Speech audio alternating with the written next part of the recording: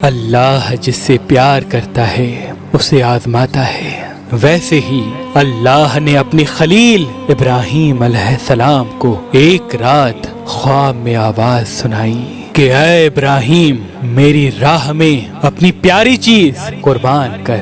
حضرت ابراہیم علیہ السلام خواب کے بعد جیسے ہی بیدار ہوئے، سوچا کہ نبی کا خواب تو وہی کی مثل ہوتا ہے، اللہ چاہتا ہے کہ میں اپنی پیاری چیز قربان کروں۔ آپ کے پاس جتنے بھی اونٹ موجود تھے سب راہ خدا میں قربان کر دیے اور اللہ کا نام لے کے شکر کر کے آرام فرماتے ہیں۔ جیسے ہی آرام کرتے ہیں خواب میں پھر سے آواز آتی ہے، اے ابراہیم، اپنی پیاری سے پیاری چیز میری راہ میں قربان کر۔ اب جو ابراہیم علیہ السلام بیدار ہوں تو سوچنے بیٹھ گئے کہ مجھے تو سب سے پیارا میرا فرزند اسماعیل ہے، کیا اللہ یہ دیکھنا تو نہیں چاہتا کہ میں اسماعیل سے زیادہ عشق کرتا ہوں یا اپنے خالق حقیقی سے؟ بس جیسے ہی یہ خیال ابراہیم علیہ السلام کے ذہن پہ ابھرا، آپ نے ارادہ کر لیا کہ اپنا بیٹا اسماعیل راہ خدا میں قربان کروں گا۔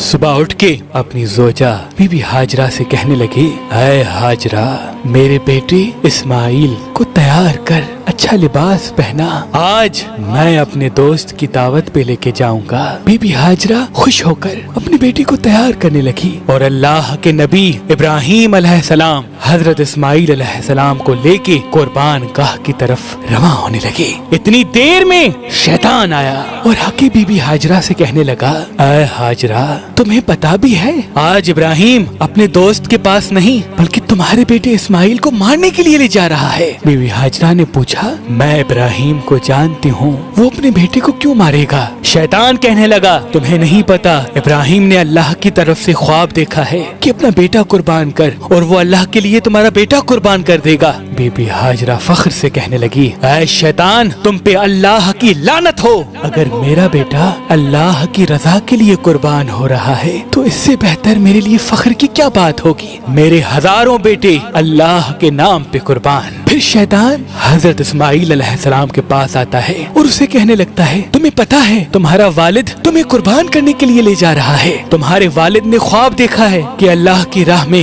اپنا بیٹا قربان کر۔ حضرت اسماعیل فخر سے کہنے لگتے ہیں، اللہ کی راہ میں مجھے قربان ہونا پڑے اس سے بہتر میرے لیے کیا ہوگا؟ پھر شیطان یہی سوال لے کے ابراہیم علیہ السلام کے پاس آتا ہے اور کہنے لگتا ہے کہ تمہارا پیارا بیٹا اسماعیل کیوں قربان کر رہے ہو؟ تمہیں کیا پتا کہ تمہاری قربانی قبول ہوگی یا نہیں؟ اتنی دیر میں ابراہیم علیہ السلام پتھر اٹھاتے ہیں اور شیطان پہ لعنت کر کے پتھر مارتے ہیں۔ آج بھی وہ جگہ قائم ہے جہاں لاکھوں لوگ شیطان کو پتھر مارتے ہیں، پھر آگے بڑھتے ہیں اور چلتے چلتے اپنے بیٹے سے کہنے لگتے ہیں، اے اسماعیل، آج میں اللہ کی راہ میں تمہیں قربان کروں گا تاکہ یہ واضح ہو کہ میرے دل میں اسماعیل سے زیادہ اللہ کا عشق موجود ہے۔ آپ کے فرزند اسماعیل علیہ السلام فخر سے کہنے لگتے ہیں، بابا، اس سے بہتر میرے لیے اور کیا ہوگا کہ مجھے اللہ کی راہ میں اللہ کا نبی قربان کرے،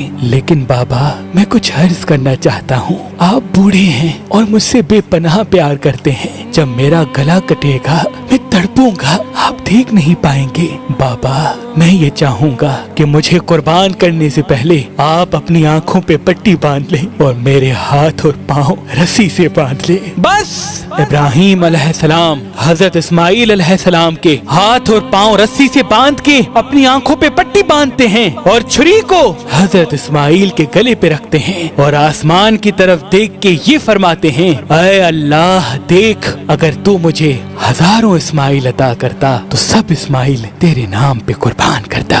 یہ کہہ کے جیسے ہی چھری کو پھیرنے لگے، اللہ نے جبرائیل کو حکم دیا کہ جا، جنت سے ایک خوبصورت جانور لے کے اسماعیل کی جگہ پیش کر۔ ابراہیم اپنے امتحان میں کامیاب ہوا اور وہاں ابراہیم علیہ السلام چھری پھیرتے پھیرتے جیسے ہی چھری پھیرے خون بہنے لگا۔ ابراہیم علیہ السلام اللہ کا شکر کرنے لگے اور جیسے ہی آنکھوں سے پٹی کو جدا کیا، کیا دیکھیں کہ اسماعیل علیہ السلام صحیح و سالم ان کے ساتھ کھڑے ہیں اور قربان گاہ میں ایک جانور اللہ کی راہ میں قربان ہو چکا تھا۔ اور پھر آواز غیب آنے لگی کہ اے ابراہیم، تیرے اس عمل کو تا قیامت یاد رکھا جائے گا اور تیری اس سنت کو ایمان والے ہر سال یاد کریں گے اور اللہ کی راہ میں قربانی پیش کریں گے۔ آج بھی حضرت ابراہیم علیہ السلام کی سنت پہ عمل کرتے ہوئے پوری دنیا میں اس دن کو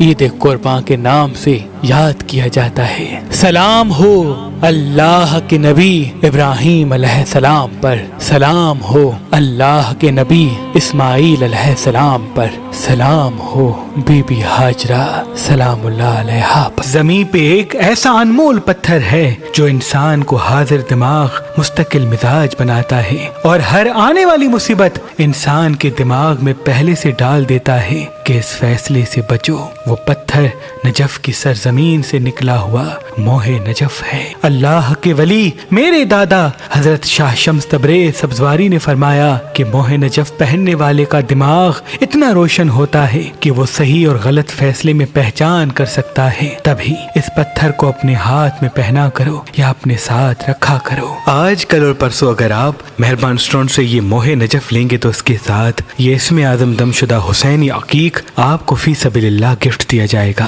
یاد رہے یہ آفر 3 دن کے لیے ہے۔